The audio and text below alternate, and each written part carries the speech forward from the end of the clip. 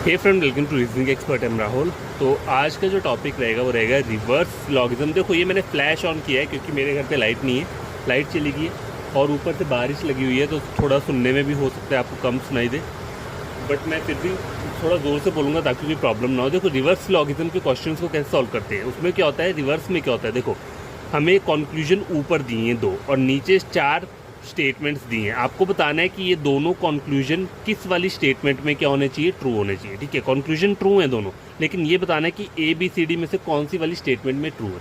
तो अब हमारे इसमें वो क्या रहता है, लॉजिक क्या रहता है, या फिर हम जो ट्रिक यूज़ करते हैं, हम ऐसा नहीं करेंगे कि पहले A की डायग्राम बनाई फिर चेक किया, फिर B वाले का डायग्राम बनाया फिर चेक किया। हम वैसे नहीं करेंगे।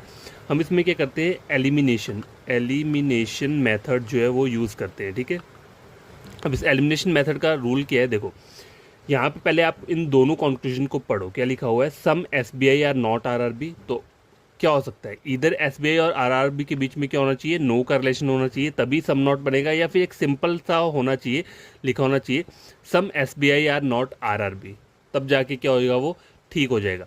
अब दूसरा बोला है सम IBPS आर RRB, ये बोला हुआ ना, तो सम कब बनता है, जब अगर ऑल का डायग्राम हो तब सम बनता है, या फिर सिंपल IBPS और उसके बीच में सम वाला डायग्राम हो तो सम बनेगा।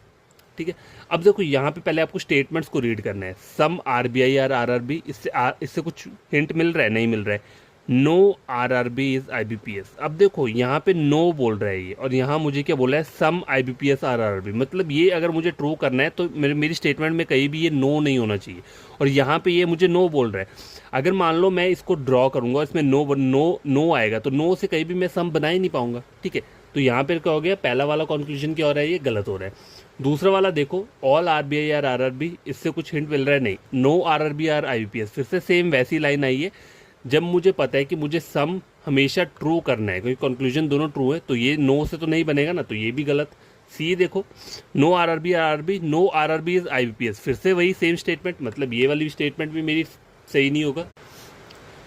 तो गैस देखो, ऑप्शन नंबर डी का मैंने ये डायग्राम बना लिया है, क्योंकि 3 मिनट का टाइम होता है ना, तो वो 3 मिनट चला जाएगा। अब देखो यहाँ पे देखो, चेक क्या करना है, some SBI are not RRB, some SBI are not RRB। तो ये सही हो रहा है, सही हो रहा है, क्योंकि इन दोनों के बीच में नो का रिलेशन है। तो जो भी अंदर चीज़ें रहेगी उसके साथ SBI का नो का भी रहेगा और सम नॉट का भी रहेगा। तो पहला वाला कंक्लूजन ट्रू हो रहा है, और दूसरा सम IBPS आर RRB, ये भी क्या हो रहा है, ट्रू हो रहा है। तो ऑप्शन नंबर डी जो था इसमें, वो क्या था, करेक्ट आंसर था। तो आपको ऐसा नहीं करना है, आपको हर एक की डायग्राम बनानी है, आपको एलिमिनेशन मेथड यूज़ करना है। अगर मान लो आपका 2 में एलिमिनेशन मेथड वर्क कर रहा है और 2 में नहीं कर रहा है, तो फिर आपको जाके उन दोनों का डायग्राम बना के चेक करना है। ठीक है।